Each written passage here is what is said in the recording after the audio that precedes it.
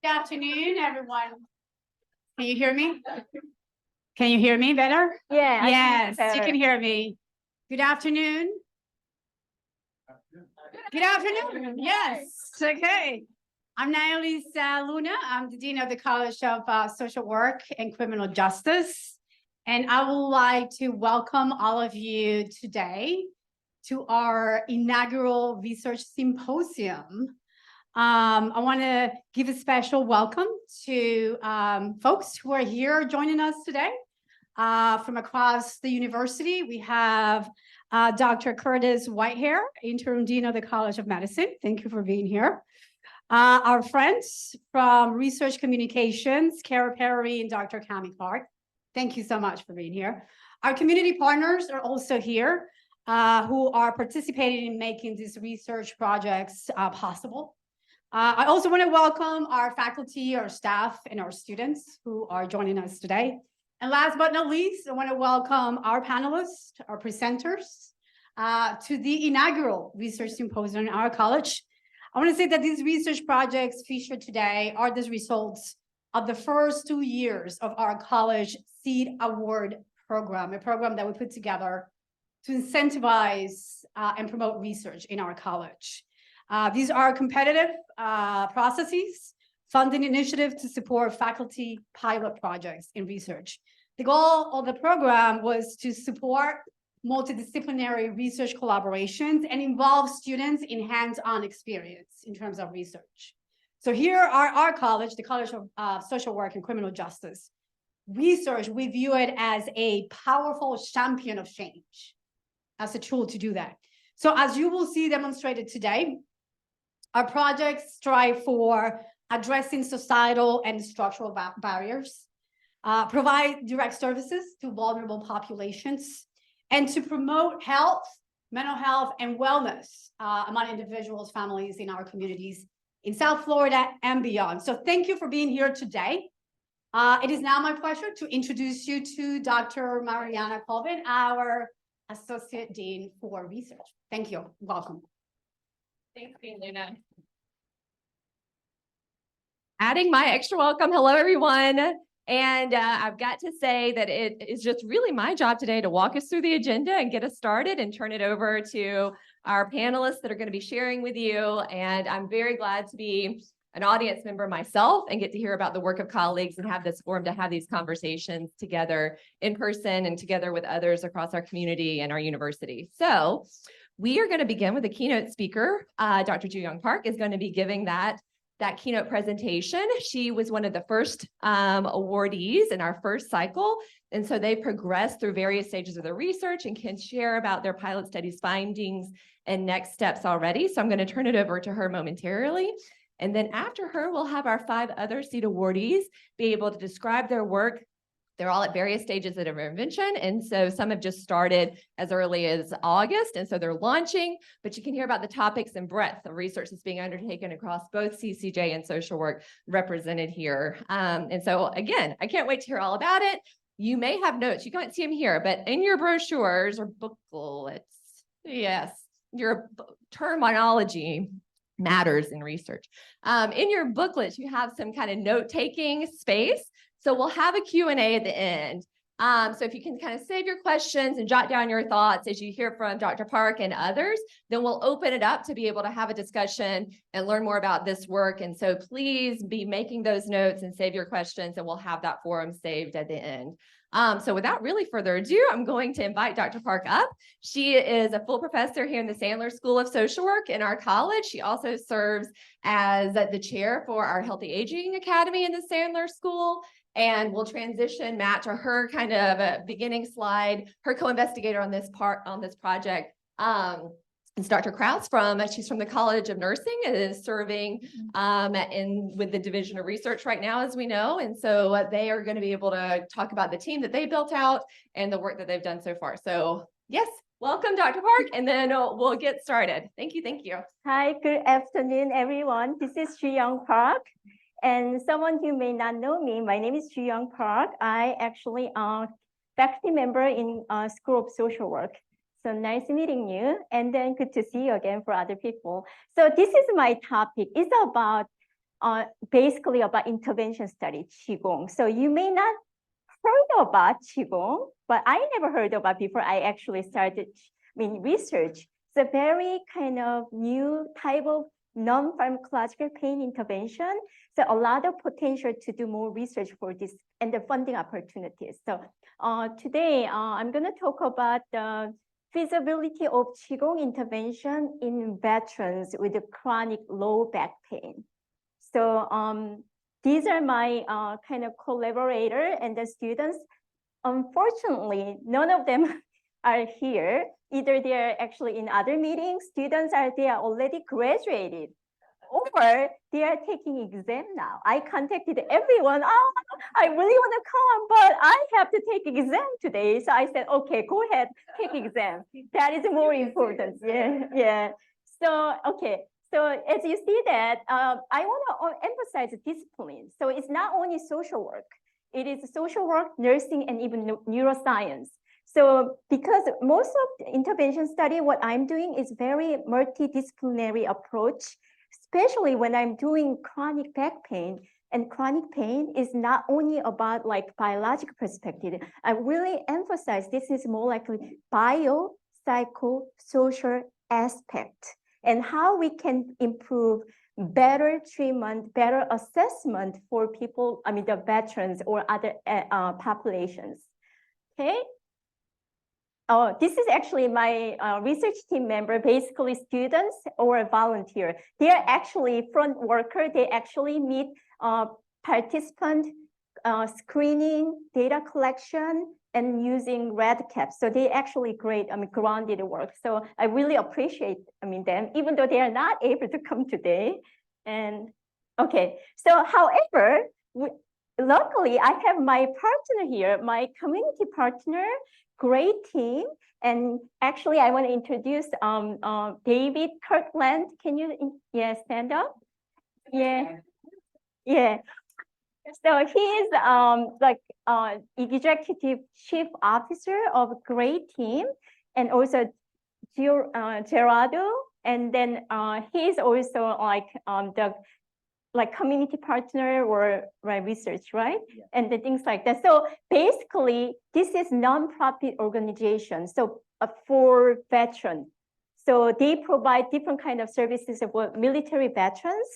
And especially they focus on holistic and then approach, because that way they don't want to use any kind of like medications or anything related to some kind of Western medicine. They are more focused on non-pharmacological and also like holistic approach of management.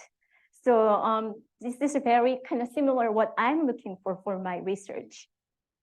And then basically their mission is about reduce or eliminate episode of suicide-related, PTSD-related suicide. So it's really related to social work, mental health, right? Okay, so why? So I want to kind of briefly mention about why matters, why chronic pain, why chronic low back pain. Number one, because so many people are actually suffer from chronic back pain. I do myself because I'm sitting for more than 10 hours sometimes so I do have ache. Oh my God, I have pain here, there, and I have to stand up and then do some stretching. So most of you guys may have some type of chronic pain, but that's kind of really important related to public health approach. And then because 80% of US people, the adults actually have some type of chronic pain or low back pain.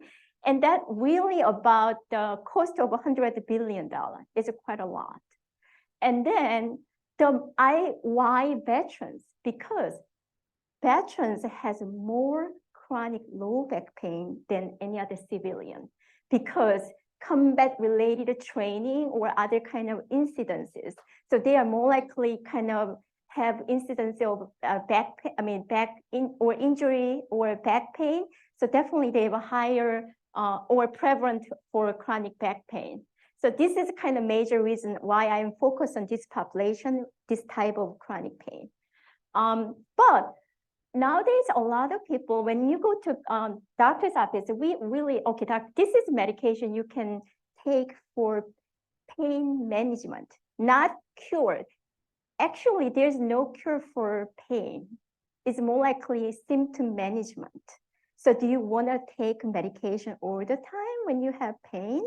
Or you want to actually more, effective, more safe, non-invasive type of treatment you want to look for to manage your chronic pain, right? So this is very important. And not only that, pain medication, especially including opioid, is major issue nowadays, right, in US. And then so it's really related to a substance abuse issue, even addiction and overdose of death, right? So this is major public health issue. So what do we have to do that? So, okay, so maybe reduce medication, more focus on non-pharmacological type of intervention. There are so many, right? There are so many different kind of exercises. One of them, like chair yoga, which is I usually do that for my population, is aging population. But I was thinking about yoga and chair yoga for veterans. It may be too boring for them. So I was looking for more dynamic but slow-paced dynamic movement type of intervention. But at the same time, they do have meditation component or breathing. So what kind of intervention, mind-body intervention, including all three perspectives, mind, body, or even breathing technique like meditation, movement, and then also breathing. So I found out it is Qigong. So what is a Qigong? And I said, this is kind of, you never heard about this one before. It's very similar to Tai Chi, but it's more likely focused on like movement. So, and the flow. And then it's more likely slow process. So it's very effective. I don't want to say effective because I didn't do any intervention study yet. So I want to say much more appropriate for people with back pain. So then Tai Chi may get injured. Like this is much more safe way.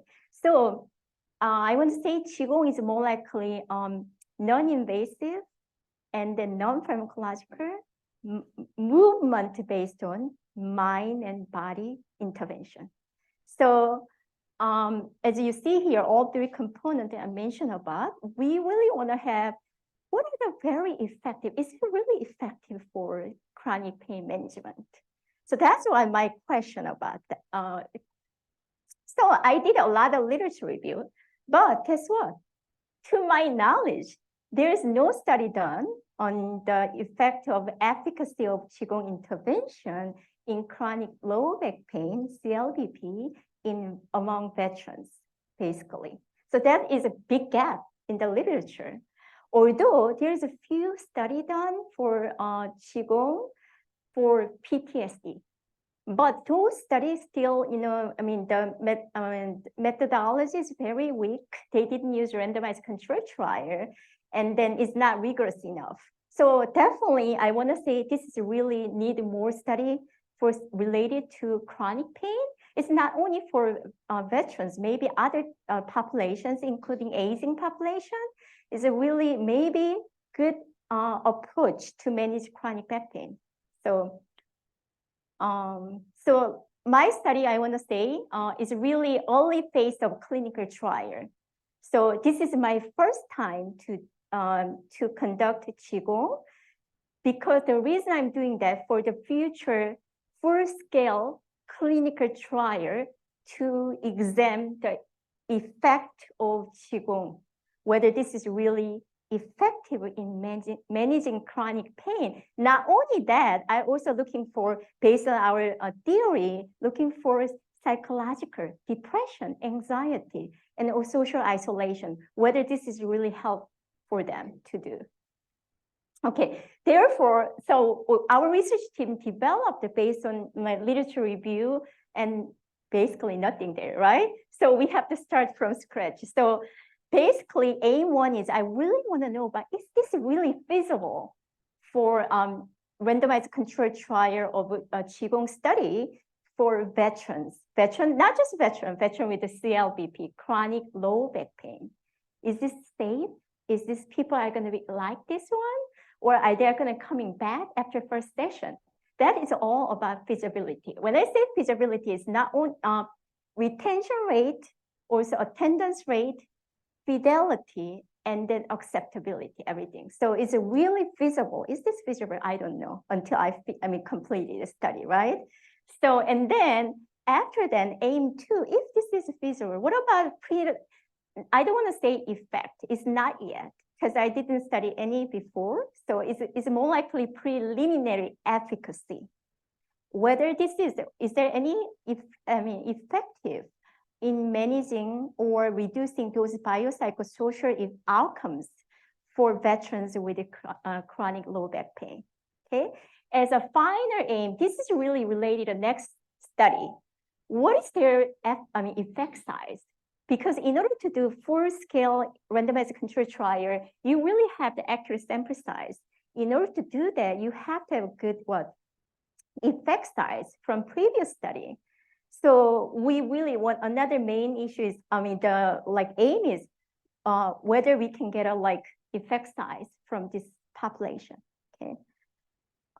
Okay, so like I mentioned about, this is theoretical framework. I already explained about I'm using biopsychosocial model. Because of the time issue, I'm going to skip this one. Okay, and the research methods. Design, like I mentioned about, it is 2-arm, which is Qigong and then control group. So we have 2-arm, 2 groups, and also blind and the randomized control trial. So we are randomly assigned either the Qigong intervention and waitlist control group. Waitlist control group is they do not receive any intervention until study is over. Then they are offered to kind of Qigong intervention later after study is over. Okay, and then so we use statistical program for randomization. So. And then this is inclusion-exclusion criteria. As you see here, obviously everybody should be military veterans, right? They have to be over 18 years old, and then they should have chronic low back pain. And then they should not take any other Qigong class other than our intervention. And as you see here, exclusion is kind of tricky. So they shouldn't have any back surgery recently. So recent means within 12 weeks, and they shouldn't have a sciatica or nerve compression or other type of pain, chronic lumbar radicular pain, because the reason we want to be more conservative, because maybe Qigong may worsen their pain. So we eliminate all those people and the people who use wheelchair, and then because they have to stand, so they cannot use that. And then, or anybody who has metabolic disease, because that could affect, okay? Okay, I'm sorry, this is too small. Is there any way I can, yeah. Can you see it? Okay. Yeah, so basically, we assessed this 34, and then, but 3 people excluded because they didn't meet the criteria. So basically, when 31 people randomized either Qigong group or waitlist control group, so 15 and 16. Very interestingly, of the 15 in the Qigong group, 3 people dropped even before first session. For a personal reason, they never been exposed to any intervention. So, but there's mostly a personal reason. So it's 12 people actually studied with Qigong, and then only 2 people dropped. This is really amazing because for veterans, it's not easy to do that. So, I have only 5 minutes, sorry. So anyway, so these are kind of military veterans, and then we recruit people community-based on, and then also all the intervention is conducted in Great Team, so which is our great partner. And then after that, we did a focus group for people who complete Qigong, practice, okay? And then it's gonna be 8 weeks, and then we did about 6 sessions, which is 2 sessions per week. So 16 for 8 weeks. It has to be 45 minutes. But as you see that, it has to be followed exactly like the study protocol. As you see here, 5 different components has to be exact. And because for the rigorous of study, rigor of the study, and you can see that, I'm gonna skip because we don't have time. The data collection, we did about baseline data, post-intervention data collection, and we can compare how they've been better And then I'm going to skip this one. As you see here, as all the measures, how many measures we include? A lot, right? Basically, pain is main one, pain intensity, pain interference, pain, and then disability. And other psychosocial measures, we include also biomarkers. As you see here, mainly cytokines and also other stress type of indicators. You can see the all baseline and post-intervention. And then analysis, we use, as you see here, we use a mixed method analysis of variance, which is ANOVA. Okay, so I know this is very small. Basically, I compared this demographic information. They are very similar. In terms of age, the mean age is going to be mean age is for Qigong is 44 years old. For weight with control group is 50 years old. Mainly male. I mean, you can see the Y, right? And the ethnicity and then racist ethnicity, mainly non-Hispanic white. And also either married or more likely married or divorced, either one. And then they have more bachelor level degree. Okay, so, and also very interestingly, a lot of people in the Qigong group, they are more likely Army, and people in the weightless control group, they are Marine Corps. So, and how many minutes we have? Okay. Okay, so this is a feasibility. These are all results. I'm not going to go detail. We don't have time. Basically, it is feasible. Okay, we meet our criteria in terms of, as you see here. Okay, so fidelity is 100%, the retention is 79%, and the attendance is 9 people actually complete at least 11 sessions. Okay, so in terms of statistical finding, all the pain-related outcome is statistically significant between Qigong and then weightless control group, which is a good sign because our major primary outcome is what? Pain. Pain intensity, pain disability, pain interference, all of them are statistically significant. Not only that, sleep is 0.002. This is very, very significant, in other words. So because think about pain and sleep is people who have pain, they're not able to sleep well. Sleep disturbance at night is really problematic. People with a big low back pain, they can sleep well, right?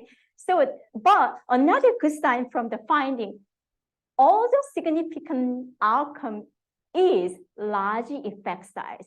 One of my aim is what calculating what effect size. Large effect size is really a good sign because it means it really shows meaningful significance, practical significance, which means it's a good sign for the next study. Okay, but anyway, so this is, but very interestingly, all the biological measures is not statistically significant because we have some issues related to data contamination for that. So you can see that, so basically you can see all the green is Qigong group, blue is control group. You can see obviously green is actually statistically significant drop at the pain interference, pain disability. We can see that, right? And same thing in the this is sleep disturbance. Also pain intensity. This is visual analog scale. So discussion is, in other words, is it feasible? And then one word, I can go to next study. That's our finding. Yeah, this is a pilot. I can go to next study with this based on pilot data. Yeah, and then this is very novel. Like I said, none of people did this study about chronic low back pain. Is very potential, good potential. But however, I need more larger sample size, more people, which is, actually rigorous research design. Because what happened, one of lesson I want to emphasize this one. We did a training, very thorough, training, monitoring students.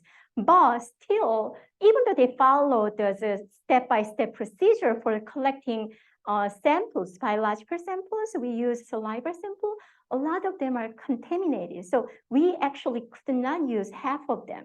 So one of the reasons I think is probably because of those things, we cannot find a statistically significant finding from biological sample. But another thing is, a lot of people, I noticed that it's very difficult to recruit a lot of people during the pandemic. So first people, the person who are recruited at the first time, they have to wait until the last people. So this is a really problem because it could be like 3 people dropped. So for the next study, we did about rather than doing that, we want to do more likely small group. Once we have 4 people, we randomize, we start intervention, another 4, another 4, another 4. So we did multiple, qigong intervention rather than one study with a lot more money. So these are all kind of, we want to have more pilot study. We want to have block randomization to include more female veterans. Okay, so this is our product. We submitted, like I said, this is feasible. So I want to submit. So I submitted to NIH R34. So we are waiting under review. And 2 manuscripts. One is actually submitted. Another one is working on now. And the students presented. Yes. Yeah. Oh, so I'm sorry. So I'm sorry, I spoke too fast at the later. So is that Q&A or I'm done? So if you have any additional question, I'm happy to talk to you. You can email me. Oh, absolutely. Can y'all give her a round of applause? Thank you. Did I turn this on? I'll add to it. Oh, thank you, Dr. Park. Clearly, there's a lot of robust information. And I did not mention this before going into it, but there's going to be details or thoughts that you have or questions or maybe slides that you want to circle back to. We are recording the session, and so you can have access to the recording of the symposium to be able to follow back and look back. And then, of course, in this booklet, you'll be able to kind of there's a QR code that you can scan and get in touch with people or look at other research that's happening related to the topics. So just logistically, hopefully that also gives our panelists some ease to be able to hear from folks along the way. And we will have a Q&A at the end after we hear from everybody. So jot your questions down, and Dr. Park, they'll be able to ask and follow up on anything that you shared as well. So thank you so much for kicking us off. And really now we're just transitioning to our other 5 panelists. These are the other 5 seat awardees that represent different projects and work occurring in the college that were funded by these pilot funds. And so I'm going to start by introducing Dr. Manny Gonzalez. He's on the end there. He's partnering with a partner also from the College of Nursing. So we have a mini theme at the front end of this symposium. Dr. Ortega, who I don't think is able to be here today, but he's able to describe their work together. And after that, we'll just pass it down for you to hear descriptions from everyone else's project and then turn to that Q&A. Y'all ready to rock and roll? Okay. Dr. Gonzalez, please take it away. Thank you. Well, thank you and good afternoon. My co-principal investigator, Dr. Ortega, who's the director of the Wellness Center here at FAU, just emailed me a little while ago. She's the only nurse now at the center, and so by law, there needs to be a nurse. Her nurse had to leave, of course, right? Murphy's Law. If it's going to go wrong, it's going to go wrong when you least expect it, right? But nevertheless, she's a professor at the College of Nursing and also the Associate Dean of Clinical Practice for the College of Nursing. And she and I came together really to think about this project. And just to give you a backdrop, nationally, right, there are 62.1 million Hispanics in the United States, representing 19% of the population. The US Census predicts that by 2060, and I hope that most of us will be here then, that number will grow to 119 million, representing 28.6% of the population. In South Florida, out of the 4.5 million residents of South Florida, 2.5 are Hispanic. Out of those 2.5, 1.1 million are Cuban, and 1.4 million are Hispanics representative of South America, Central America, Puerto Rico, Mexico, and the Dominican Republic. So that's a significant number. And yet it is a population that is understudied in the literature. And yet it is a population that does present with very unique needs, including mental health needs. We know, for example, that anxiety and depression continues to be a major problem among this population, including youth and children. And the numbers appear to be increasing, not decreasing nationally across the board. We also know that it is a population that by and large does not present to traditional mental health practitioners when a mental health problem is present. Actually, they prefer to speak to a religious leader or to their primary care physician. But it is also a population that tends to somaticize greatly. And so oftentimes a lot of their psychological symptoms are presented through bodily manifestations, which is why we really wanted to measure the relationship between somatization, anxiety, depression, and religious involvement among this population within the context of primary health care, because we do know that the literature would seem to suggest that while they will not go to speak to a psychiatrist or a mental health professional like psychologist, clinical social worker, they will see an MD, right, or a nurse practitioner, if not for themselves, certainly for their children. And also nationally, Hispanics represent the population with youngest children in comparison to their counterparts. So somewhere along the line, they're going to make it to the presence of a primary healthcare practitioner. So we thought, well, why not think of a study that will allow us to examine whether or not these variables are indeed related one to another within the context of primary healthcare, and thus, the birth of this study. We are currently now in the process of data collection, and I just wanted to mention that we are collecting data from patients at Jackson Memorial Hospital, their ambulatory healthcare center. We are partnered with them. We have also partnered with the Community Health Center of the College of Nursing. And we were very fortunate that for a brief period of time, we were able to collect some data that has yet to be analyzed from the Bethesda Community Health Center, which is now under Baptist Hospital, the Baptist Medical Group, which has taken over pretty much in South Florida. But nevertheless, they serve a very unique population of either underinsured or non-insured Hispanics there. So here are the aims. I just wanted to share the aims with you of this study and where we hope to go. One of our variables, which serves as a moderator for this study, is acculturation. Because when we study any population that may be foreign born or may represent either second or third generation here, acculturation seems to be an issue still. And we wanted to see to what degree does acculturation actually strengthen or weaken the relationship between our dependent and independent variable, in this case, religious involvement, and the selected mental health outcomes that we have opted to study, which include anxiety, depression, and somatization among this population. With that in mind, then, our primary aim is obviously to examine such relationship. And then we really wanted to test if the level of acculturation between these variables indeed makes a difference. Now, this is important because the literature for Hispanics seems to suggest that the more acculturated Hispanics become, the more they are in danger, actually, of experiencing mental health problems and physical complexity in their lives. And this has been termed nationally as the Latino paradox, where we are finding that actually first-generation Hispanics are doing better in selected health outcomes than actually second and third generations, where logic would tell you that's not possible. The data is telling us something different, right? And it is in that context of the Latino paradox that we also want to examine whether or not, which is one of our variables, whether or not these patients who participate in the study are either foreign born or were born here in the United States. And thus we have a measure of acculturation, which usually for Hispanic is really based on linguistics. Like, what language do you prefer to speak at home? What, when you hear the radio or watch television, do you prefer to do so in Spanish or in English, right? So these are, the variables that we're looking at.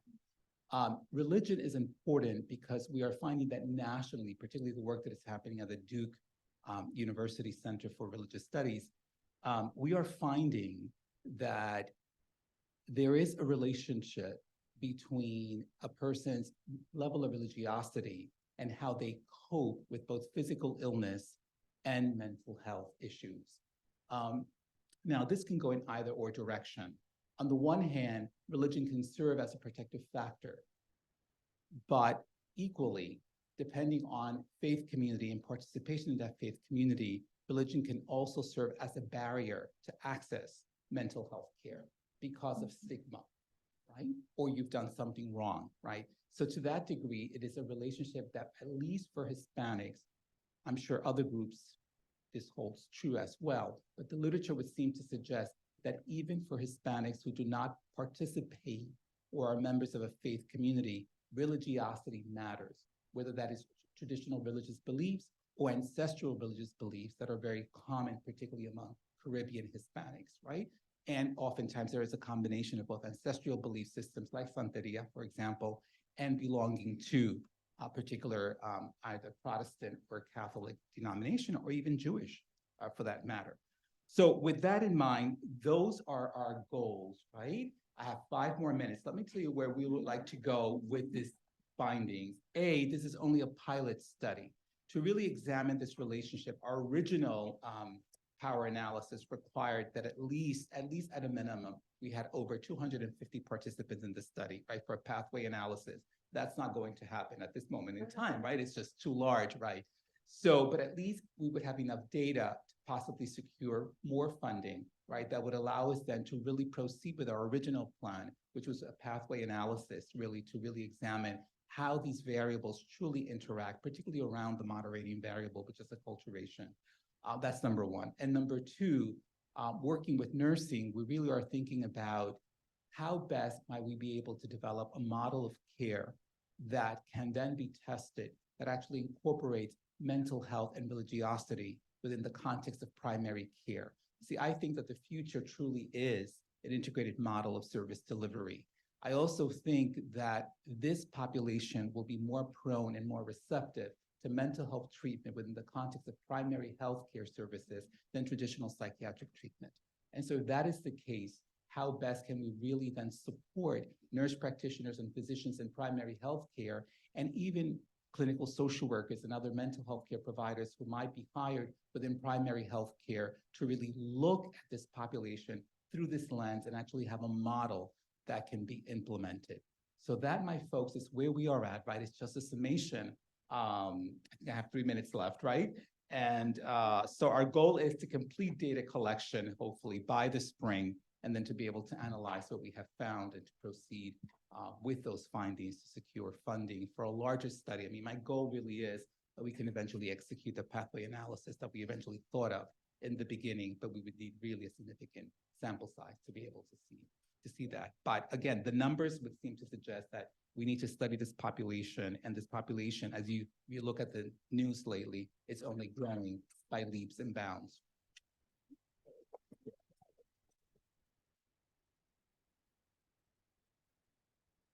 All right, good afternoon, everybody. My name is Danielle Groten, or Danny, and I'm going to be talking to you all today about a project related to sleep health and law enforcement. I am not alone in this work, so I'm pleased to also represent 2 of my co-investigators who are here today, Dr. Seth Fallick. You can stand up, Seth. Oh, yeah. And Dr. Wendy Guastafaro, both with the School of Criminology and Criminal Justice. And then I'm the sole representative of the Sandler School of Social Work. However, 2 of our other co-investigators are from University of Texas, Arlington, Christine Spadola, formerly from the Sandler School of Social Work, and Christy Goulion. And then this work has also been supported by one of our graduate students, Cameron Starling. So the goal of this project is to provide sleep health education to law enforcement. You might be wondering why, or maybe you aren't wondering why, but I'm still going to tell you. So law enforcement personnel disproportionately experience sleep disturbances. They often have less than 6 hours of sleep a night, and that sleep is suboptimal. And there's so much research that shows how severe this issue is. So example, one meta-analysis that reviewed studies that included 4,000 police officers revealed over half of them met the criteria for having very poor sleep. So this is particularly alarming for a couple of reasons. First, this impacts the law enforcement personnel's mental health and their physical health. Having low quality sleep has been linked to having other like mental health concerns. It can increase the symptoms of PTSD, anxiety, depression, can lead to increased rates of suicide. And then it also can create risk for physical health ailments, such as high blood pressure and other ailments. So just you're more prone to getting sick when you don't have enough sleep. Outwardly, this has implications because having suboptimal sleep can also impact on the job performance. And so not having proper sleep before a shift has also been linked to having higher rates of complaints from citizens regarding officer behavior or law enforcement behavior, and maybe also delayed reactions or poor reactions to crisis events. And so sleep is very, very, very important for people in this line of work. Despite all of that, there's less research about how to best support sleep and healthy sleep among this group. And so that's where this project was stepping in. So we worked collaboratively to develop an interview guide because what we wanted to know first and foremost is what do law enforcement already know about sleep and what do they want to see in a sleep health training? So our team, because we came from two different disciplines, we had experience from our criminal justice colleagues related to law enforcement. And then on the social work side of things, we had experience creating a sleep health training that was geared towards social workers and social work students. So we wanted to see if there was a way that we could potentially adapt this sleep health training for social workers that we had tested and found it to be empirically sound so that it could also then be used with law enforcement. So based on our prior experience, we decided the best way to recruit law enforcement would be to have an email go out through department heads to ask folks if they were willing to speak with us. We initially had decided to pursue focus groups.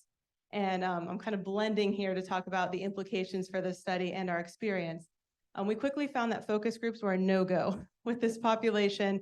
We found that officers were reluctant to sign up. And then we also found that when we were facilitating the single focus group that we did, that there seemed to be a lot of hesitation in responses. And when we asked certain questions about, for example, like, do you feel like your performance on the job is ever impacted by your sleep? We were given a lot of no, not here. But we picked up on that hesitation. And in this particular focus group that also we had someone who was supervising others within the group. And so we decided to pivot to individual interviews and we got a lot more rich data about the challenges that were found. So at this point, we've had a total of 8 folks participate in the project. And some of those key findings, we're still in the process of analyzing this data. It's qualitative. We record the interviews or focus groups, have them transcribed, and then analyze that data for themes. So it's a time-consuming process. But what we found so far is that actually the law enforcement that we've interviewed, and this is from both a university police department and a municipal police department, they report that they actually have a lot of knowledge about what they should be doing for healthy sleep. They spoke to us about the importance of, understanding circadian rhythm, what they should be doing to help transition themselves from on the job to at home. But then they also shared that they don't actually do any of these practices. So we learned that they really need to understand tangible ways for them to implement the things that they've been reading and seeing, in news articles. Some of them had reported they had attended like community trainings to promote sleep and that they understood what they needed to do, but when it came time to do it, they were having trouble implementing those. And one thing in particular this was clear for was those who were working the overnight shift. And so they described very specific challenges where they would be getting off their shift, but then they would be delayed going home because they had a departmental meeting following their shift, or that they would be coming home, but then that meant that it was daytime and their family was getting up and they felt the push to put off sleep a little bit more or to reduce the amount of time they sleep so that they could spend time with their family. And so they would find themselves very often fatigued on the job. And the way that I would say the majority of our participants described battling this fatigue was through the use of energy drinks. Coffee came up too, but very specifically, brands of energy drinks were mentioned as a way, and with the caveat of saying, I know I shouldn't be doing this, but this is very popular on my shift. We all drink these up until it's time for us to get off the shift, and then I have trouble falling asleep. So And so again, this is particularly true with that third shift, though for all of the folks we interviewed, we heard about the difficulty in kind of going from being on the job, crisis type situations, lots of intensity, and then trying to unplug and go to sleep shortly after that.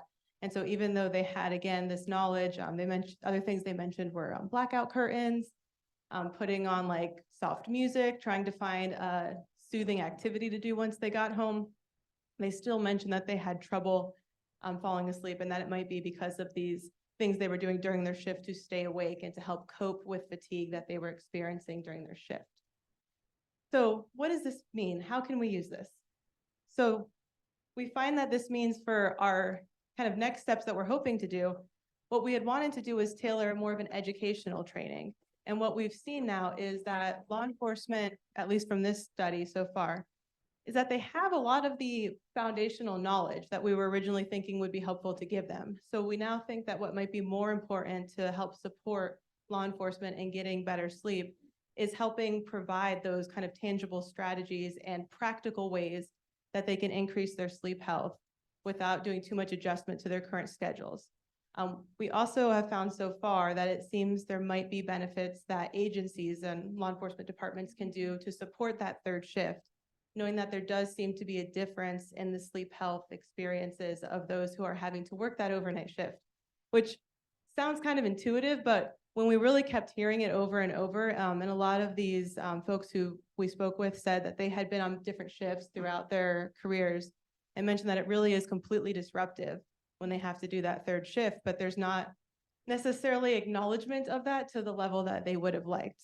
So that's another thing that we're hoping to kind of further explore as we continue this work. And I think that's it for me, part one. Oh, Yes.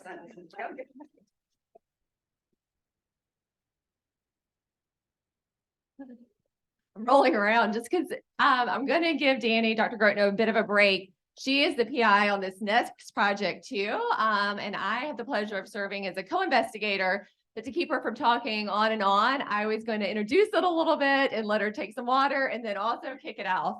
And so she is obviously one of the many stars of today's show, but I will do my best to describe a little bit about this work.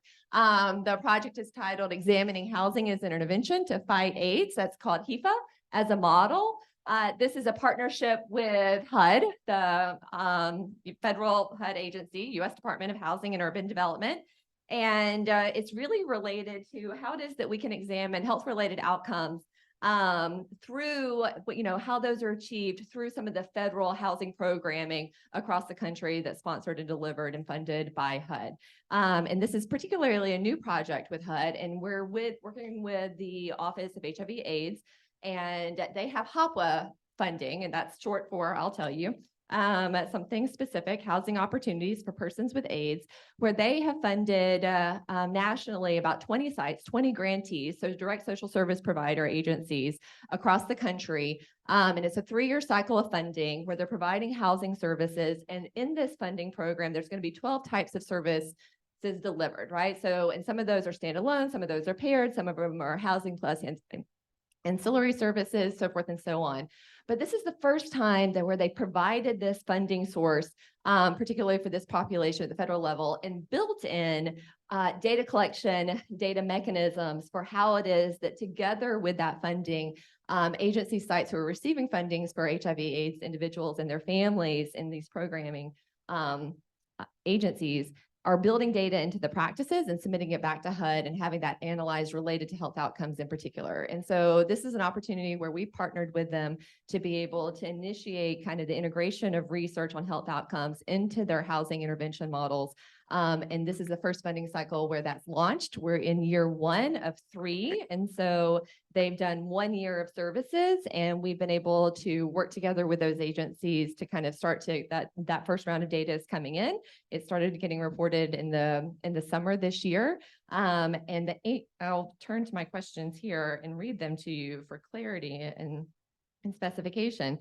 But we're really looking at, across those 12 different service types, 3 outcomes related to client receipt of care, client retention and care, and viral load suppression among people living with HIV/AIDS. And I'm going to share over back to Danny to take it back off in terms of the significance of this work and research and what we're hoping to do with it and community impact going forward. But thank you. Thank you. Thank you, Mariana. I had my 2 sips of tea, so I'm ready to go again. I'm so sorry too. I didn't introduce people that I was going to do. I just started chit chatting, but you can do it. Or That's or fine. I'm ready. I'm here. I've had my tea. I see. Um, You're over to my side. Okay. Yeah, so as Mariana said, she and I are both on this project from the Sandler School of Social Work. We are also joined on this project from Dean George and Dr. Dada from the College of Nursing. And then we have 2 wonderful students supporting this project. Mackenzie Borglum is here today. If you would like to stand up and say hi. Thank you, Mackenzie. And also Laura Vandesher.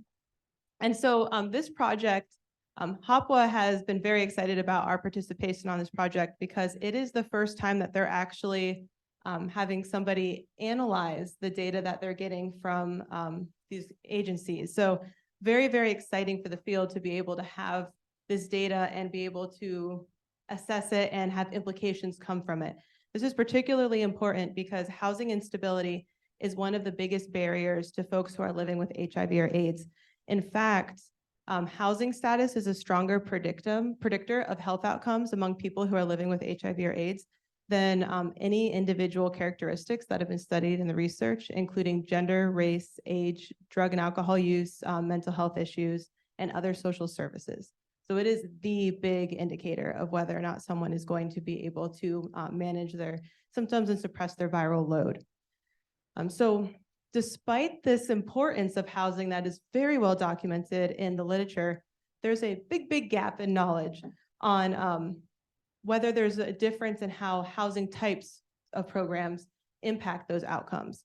And so, for example, with this project, there's many different types of housing programs represented. Some of them are transitional housing, some are permanent supportive housing, some of them are rental assistance for completely, people living in private housing.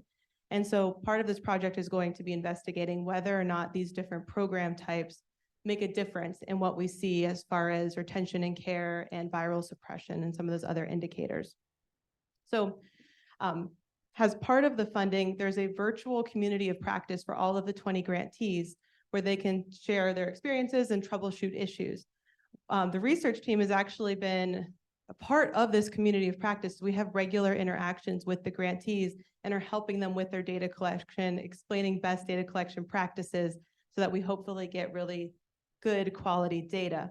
A benefit of this partnership that we have been having with grantees for quite a while now is that over half of the grantees on this HOPWA funding cycle have agreed to partner with us to be a subsample and provide us de-identified client-level data.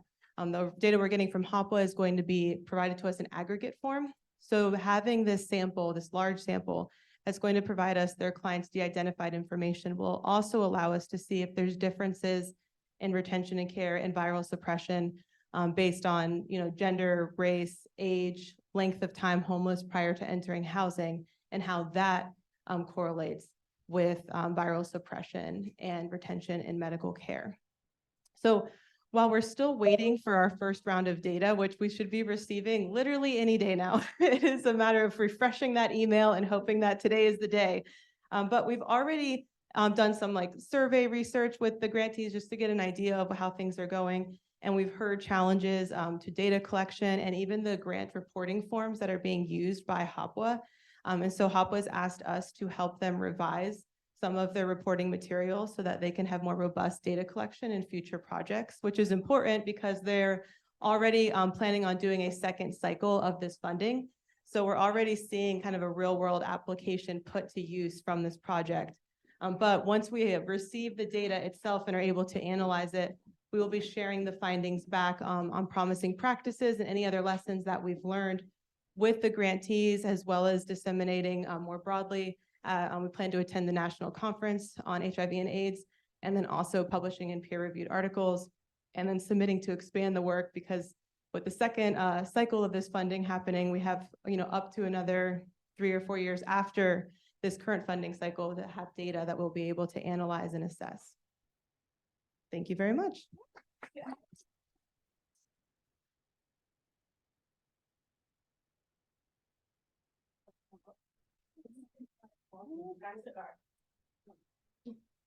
So, good afternoon, Dr. Skinner Osei, and I'm working on a research project with two students. One of our MSW students, Diane Mercedes, and Summer Johnson, one of our DSW students who couldn't be here today. So initially, the study started off, we were gonna look at individuals that were impacted by incarceration and COVID-19 once they were released. But I'm fortunate enough to have Diane, who works in the jail, and he reminded me that because we don't hear about COVID-19 and people who are incarcerated, doesn't mean that it doesn't exist anymore. So he brought this great policy perspective to it and about procedures. So we switched the study over to now we're looking at individuals who are currently incarcerated and has been impacted by incarceration or tested positive for COVID-19. So we're kind of moving backwards, and Diney is gonna share a little bit about what that looks like with individuals that's impacted and how they're impacted in jail currently. Yes, so, from, I'm so sorry for making you. so from my experience of working in the jail population and also, in prison, especially during, the time span of 2020 to 2021, what I've witnessed is, like mass quarantining. As a matter of fact, today we're having a conversation about it, like if one person in a particular dorm were to come up positive for COVID upon their arrival to a facility, this dorm could have anywhere from like 60 to 100 people. The entire dorm is quarantined together. Additionally, I've heard and talked to some of my former clients and them telling me that during that time span, some of them had COVID anywhere from like 4 to 5 times due to this particular method of quarantine, not having any contact with their family members. Sometimes if it was like their, not their first time being diagnosed with it, not necessarily being taken like, too seriously. So, that variety of things. But right now in the phase that we're in, and why Dr. Osei was saying that we are in like kind of like in the backwards phases because believe it or not, it's really hard to get into prison. So right now we're working on the process of getting some of myself, well, not myself, I can get it easily, but for Summer, and also for Dr. Osei to be able to get in and be able to talk to some of them once we're able to send out the information to create a sample group inside the facility. Yeah, and I think that part has actually been a great part for the students to get to see how that worked. And surprisingly enough, because fortunate to have Diane on the team, we're able to get a response. So we're in the phase now going back and forth between the IRB here. The IRB is saying that we want documentation from the jail first. The jail is saying that we want documentation from the IRB. So we're actually creating policy with the IRB. But and another interesting thing about this is that it's going to be self-reported because we can't access medical records of people that's incarcerated. So it's going to be like, have you been diagnosed with COVID-19 while you're incarcerated?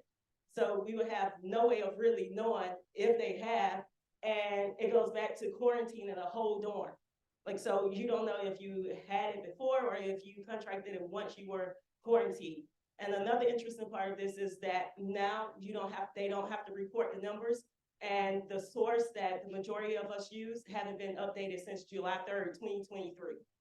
So we don't know how many individuals in the past in jail and prisons were diagnosed with COVID-19, and we still don't know and probably won't know how many.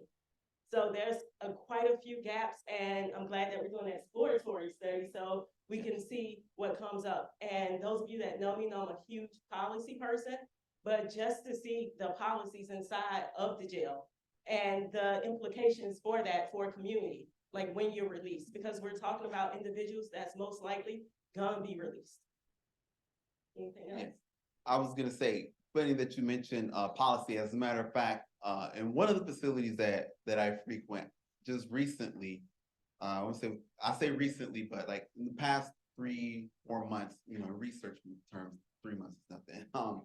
But they changed the policy as to how often it is that they will swab someone again to test to see if they're negative or positive, and they also changed which test kit it is that they use, as opposed to just doing, the one that takes longer. They now do the rapid instead. So even with that aspect of it, we know that from everything that we've heard that the rapid test is not as accurate. And hopefully we're in the jail. Well, I'm in the jail in the spring, so we can start the research. And we also plan to publish. We published before on similar research. And that's all we have. So stay tuned.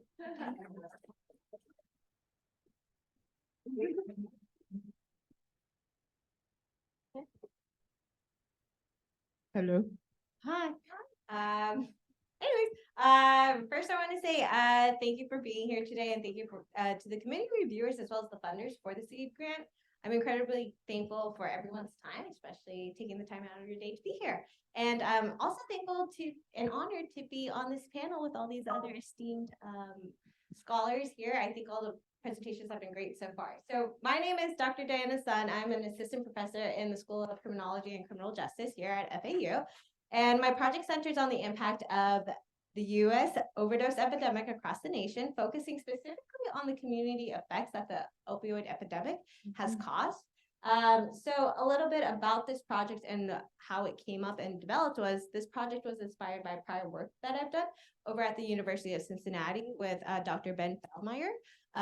He is within the School of Criminal Justice over there at Cincinnati. And he was unable to attend today in person, but he's excited for me. And he is happy to answer any questions that you may have for follow-up, as well as I could send out his contact information. So what have we done? A lot of the stuff that we have worked together with and collaborated with in the past has been NSF funded. And one of the big projects that we did do that was NSF funded was that we examined community levels of sources of the drug overdose crisis from years 2000 all the way up to 2016. And we used a lot of data from the CDC. So we had access to requested access and were granted access to CDC restricted access, multiple causes of death mortality data. It's a handful, so we call it MCOD. And basically what this data does is it has a lot of data over 80 million lives of how individuals have passed within the US across different counties across the nation. And what I did was I aggregated a lot of these data and we looked at it from a community perspective at counties. And so the current seed funded grant is a natural extension. We saw it as the next logical step for us with the prior projects that we've done to seek and answer related and pressing questions about the impact of the drug overdose crisis on communities. And so in terms of our general aims, we had two pressing and overarching questions. And the first one is, what are the longstanding effects of drug overdoses on communities? How has this impacted the economic well-being and other outcomes in social, economic, and the health of places? And the second key question that we hope to answer is, what are communities doing in response? So these communities have been exposed to these prolonged effects, right, of the drug overdose crisis. This is spanning over 20 years, right? And so what are the community responses to it? Have there been a conjoined effort or not? And so these are some of the questions that we are interested in. In terms of where I am in the SEED grant, I'm still in the early stages of the data management and data collection because we are adding a lot of new data to the existing data set that we have. But I wanted to kind of spend some time to talk about what led to this next logical step for us. And so some background on the opioid epidemic, and I also wanted to highlight some of the work that we've done so far, just to really show the importance of this study, because I think it's very important. So as some of you have made known, and we kind of highlighted some of the trends that we've seen, but the opioid crisis is just well as the drug overdose crisis is really big, right? It's very significant. You may have heard of it. You may have had direct impacts, right? Of family members being impacted by it. So over 2 decades, this has resulted in more than 932,000 deaths since 1999. And in 2020 alone, we found that there was 91,799 drug overdose deaths. And of those deaths, about 75% of them involved in opioid. And so taken together, you can see how deadly this crisis has been. And you could kind of just start to see and kind of hopefully see and understand that this is a grave issue, right? Some research has started to begin to look at these macro level predictors, and some of these research that have started to look at macro level predictors stem from a lot of the work that we've done. But we kind of wanted to understand that flip side, right? A little bit is known about the consequences of this crisis, and we wanted to understand, well, how has life changed in these communities, right? They're seeing these families kind of become disillusioned. What about poverty rates? What about employment rates? Are these dropping in these communities? And so this is where that current project from the SEED grant comes in, is to address those gaps in the literature.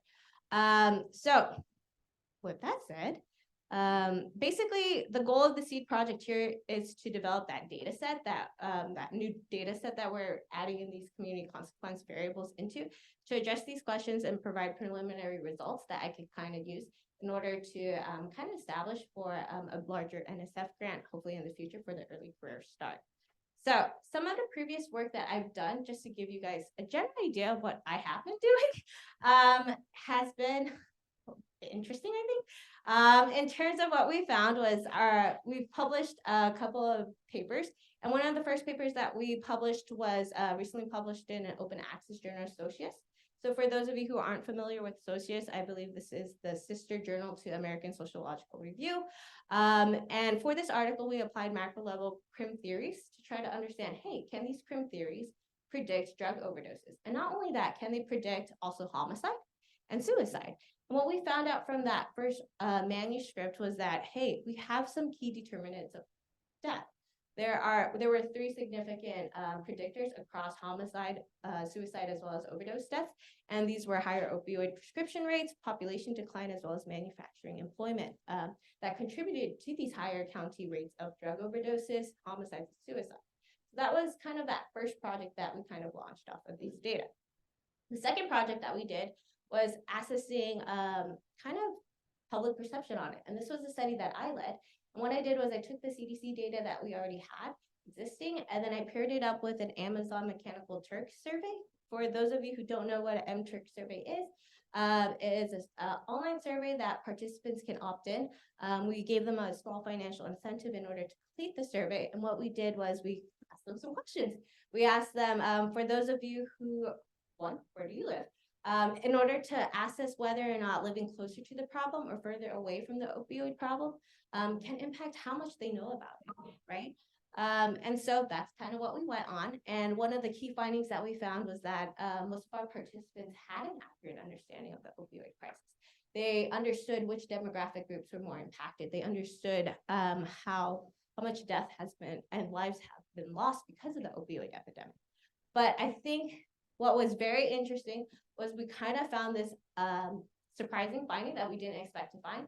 One of the questions that we asked the participants was, how lethal do you think the opioid crisis is in comparison to other fatal lethal events? So some of these other lethal events that we added in were acts of terrorism, police shooting, as well as natural disasters. And what was very interesting to find was a lot of our participants actually reverse coded that, or not reverse coded it, but they reverse ranked it. They thought that natural disasters, police shootings, as well as terrorism killed more lives than the opioid crisis, which is the complete opposite. So I thought that was very interesting and telling, just to understand kind of where public perception stands on this crisis. And our most recent article that we published based off of that prior study that kind of informs this next step was published in our flagship journal for our field, criminology. This article was highlighted in Forbes magazine, and on NPR, which is really cool. You can look me up. But aside from that, we asked this really big question, and we wanted to know. There's a lot of political rhetoric about immigrant destinations, right? And immigrants bringing in drugs, right? And increasing or exacerbating the drug overdose problem. And so we wanted to understand, well, is this true? Like, what about these immigrant destination groups? And is this actually happening? Do we see higher rates of drug overdoses here? And so what we did was we went about and we looked at nationally, right, at all these different counties, focusing on different immigrant destinations, such as established immigrant destinations like in New York, Los Angeles, and we compared it to these newer immigrant destinations where we're starting to see an influx of immigrants settling. And these were areas within the Midwest. And we found that despite these political rhetoric suggesting that immigrant patterns contribute to the higher rates of drug overdose deaths, we didn't find such relationship. And so, and we looked at this for over a span of 15 years. And what we consistently saw was that in areas with higher concentration of immigrant populations, drug overdose deaths were similar to or in lower in places with growing immigrant populations. So it's actually kind of like a protective factor, right? Which is very consistent with the literature in other areas. So where does this lead us to? In terms of the seed grant, like I mentioned, the whole purpose or the goal of the seed grant is to kind of look at that flip side of the coin, right? We now know where the problem is, right? And we have a general idea of where these communities are that are getting impacted, but we want to know what has the community response been like, right? Our families being disillusioned, is there anything to help it within that community? And in order to do that, we are taking our current data set that we have, the CDC data with restricted access, and kind of adding to it with these different variables.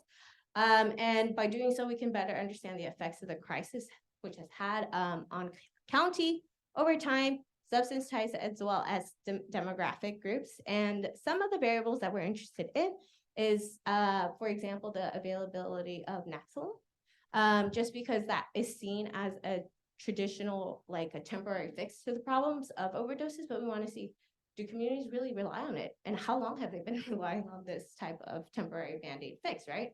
The second factor that we're interested in looking at is the number of ER visits for drug overdoses, as well as the outcome of these ER patients receiving and following their visits. For example, are communities more punitive, right? Are they sending these individuals who went in for an ER visit for a drug overdose? Are they going to jails? Or are they going back into their community? If they go back into the community, what kind of resources are available to them?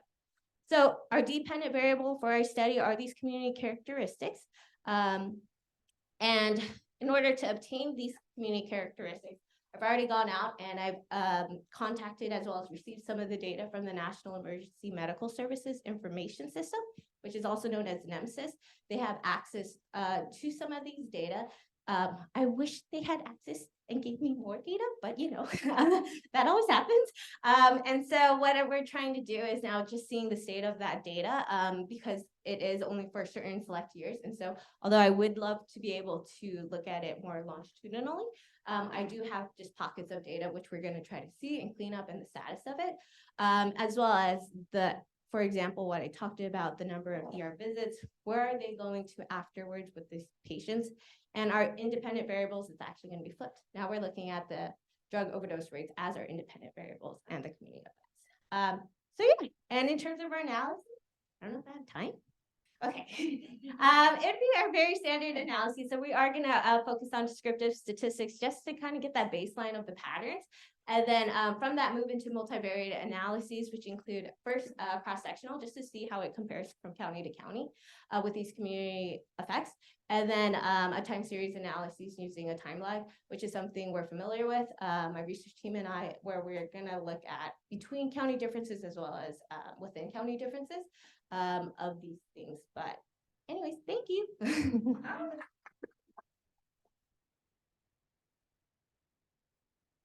Thank you, thank you. Well, we can give everybody a round of applause. It's gone. And yourselves too for joining us and spending time talking about these topics, these research topics and areas of emphasis among our different faculty. For the last few minutes, we'll have an open Q&A. And so I just want to open it up to the room. So we'll take about 10 minutes just to share any questions. And this can be open to any of our 5 panelists about the projects they've shared. It can be about the research itself, of course, or about their experiences or plans. It's just a wide open field to have a discussion with those of us here to learn anything more and to share your thoughts back with them as well. So I will open it up. If you need a mic or if you can project, I don't know, but I can also scoot around the room and share this mic if needed, but we're pretty, I think, small enough maybe to hear each other. Okay, all right. Take it away, anybody. Oh, go for it. Well, first of all, I was just very impressed with the diversity represented in the vulnerable groups that were being researched. So again, vulnerable groups that are researched, I think it's fascinating to hear the different studies that are being included in our experience. I think that just goes to the extent both of our those who were involved in the screening and awarding process. So thank you all for that. I was really interested in one study that I heard Dr. Skinner say and Diane speaking about in regards to imprisoned individuals and incarcerated individuals. Not only is that a difficult population to access, but we talked about different aspects of vulnerability that were exacerbated by the experience of COVID-19. But I was wondering, what are some of the questions that you're hoping to ask? And this is going to be a qualitative study with semi-structured interviews. Do you know what some of the questions are that you hope to ask from Dr. Skinner? Okay, your research experience is actually your experience working in the prison, you know, questions are you hope to ask? So I'll jump in first because they worked on research questions. And I don't know if you all know, think about when you was a student or working on a dissertation, you probably came up with like 80 interview questions and your chair was like, no. So it was a similar experience because they also have different interests like outside of incarceration. So when I got the question list, like, no, we got to go back to this. So right now we're stuck on one question, like, what is your experience with COVID-19 while you're incarcerated? And to try to see what stems from that, because that's been my experience with this population. Like I usually go in prepared with questions and I ask that one question, like the golden question, and I get more information than I can ever imagine. So to minimize these questions, they're all great, but to minimize the process, we're stuck on that one question now, just to get them to share that experience. Others, please jump in. Yeah. So all of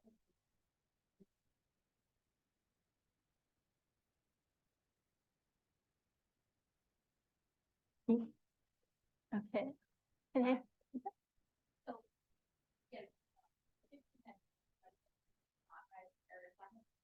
Uh, so as a person also done one of the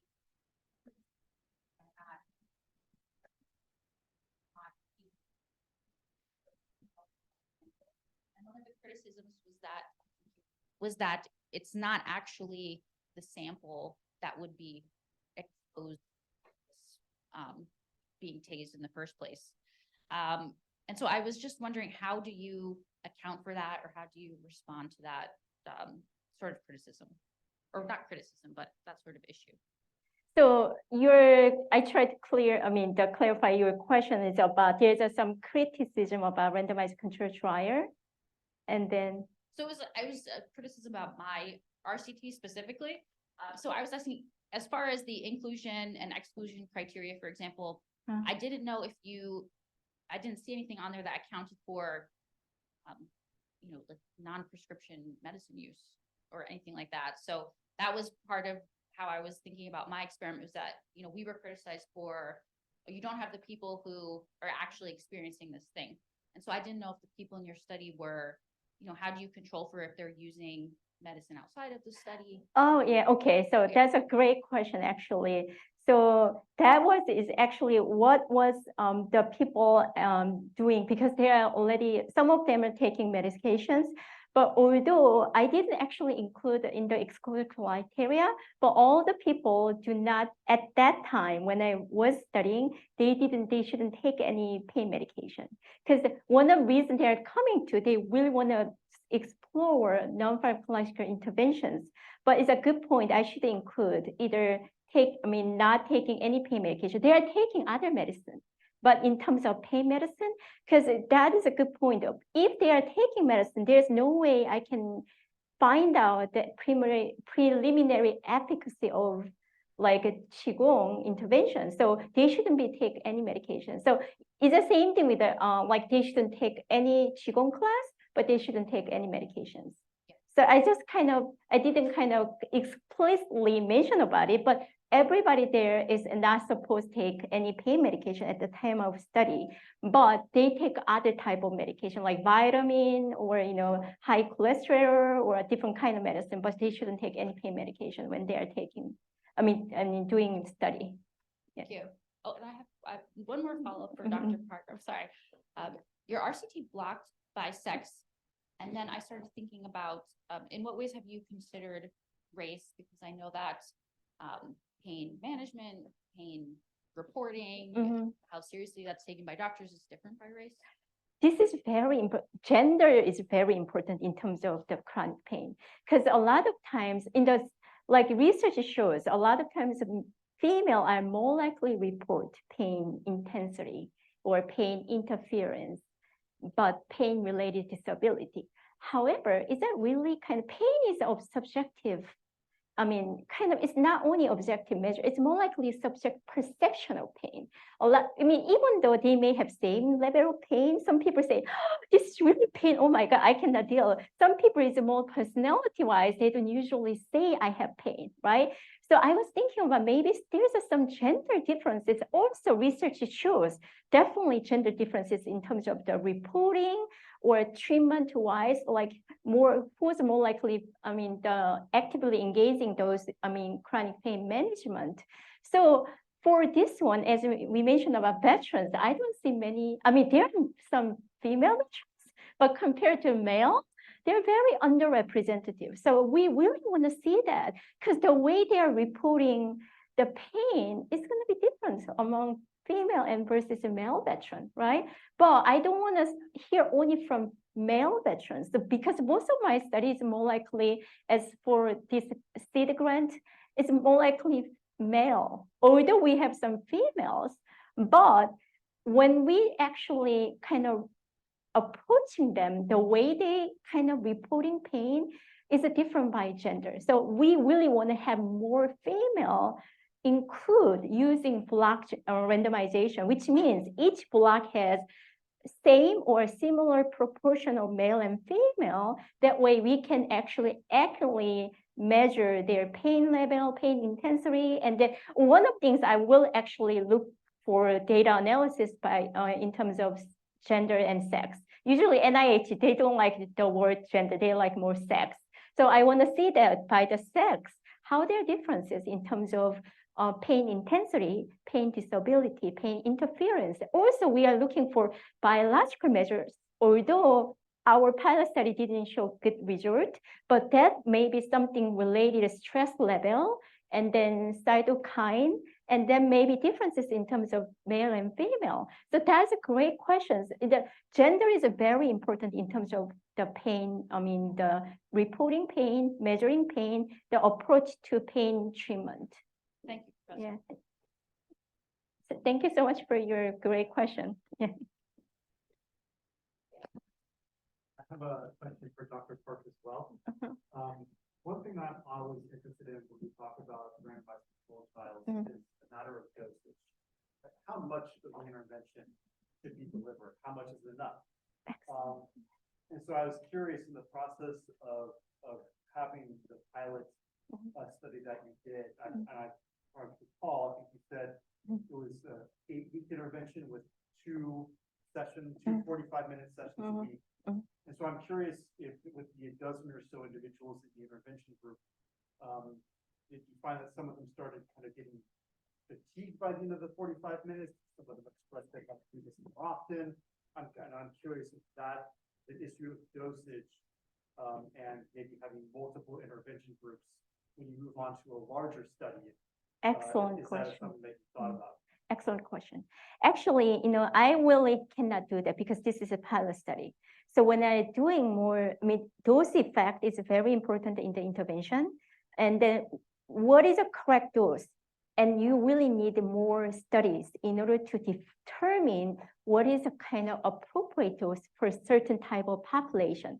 But in terms of, you mentioned about some people are tired. This is a good question by age group, because very various different kind of age groups. So we have the people from 23 years old, 90 years old. So I usually do kind of people with older adults. This is challenging to me. Oh my God. So what happened, people at 90 years old, they can go through, but they are tired at the beginning. I mean, later, like after 30 minutes, but they still keep doing that. So they never gave up. They still actually doing that. But I definitely see the differences. So for the next study, I will look at the age differences also, how in terms of dose effect.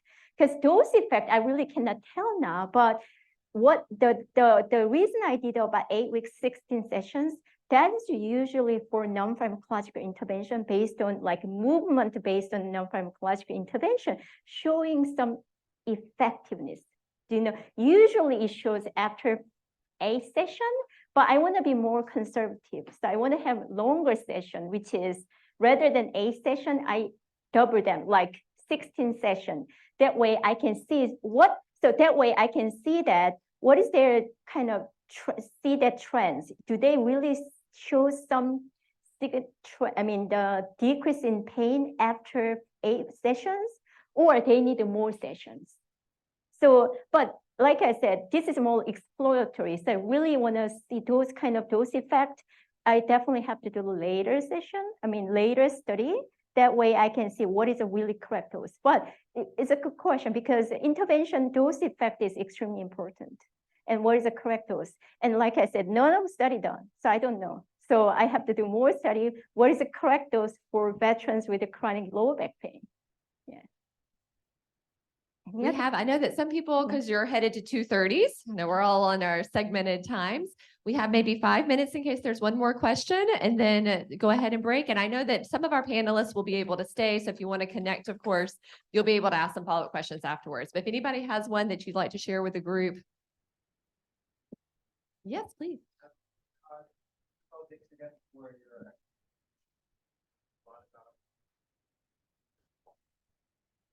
Being eager to, I'm very curious about how, over that about how you navigate the IRB, and getting these people for your very curious about what the response to the IRB was.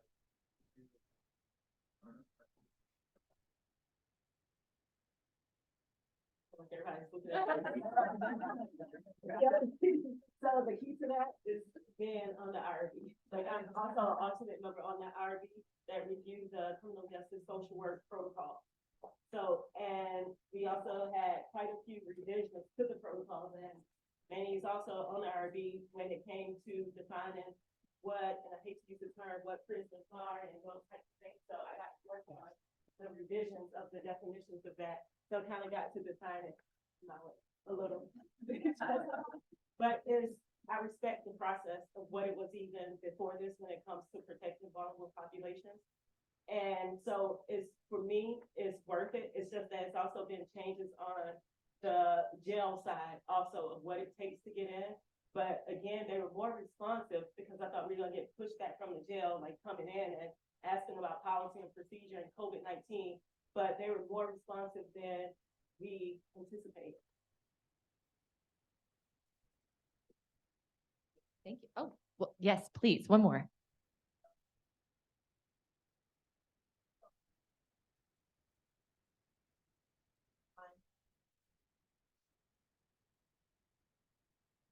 Are you referring to the law enforcement?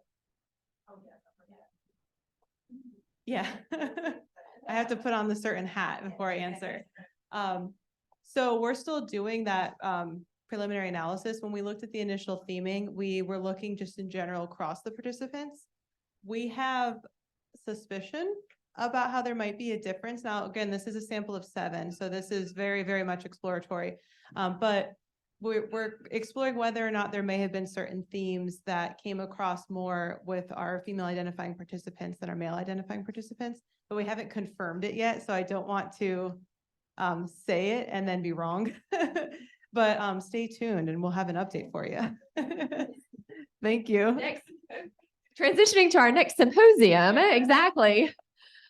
Just a big thank you to everyone for joining. Again, yes, please, a big round of applause to our panelists. And a round of applause to our students and our community partners. Oh, and to a virtual, through the atmosphere, applause to everyone who couldn't be here, because there's so many more people and folks who are working on these projects and making them what they are and are contributing in lots of ways. And so you are also those people by joining in this conversation.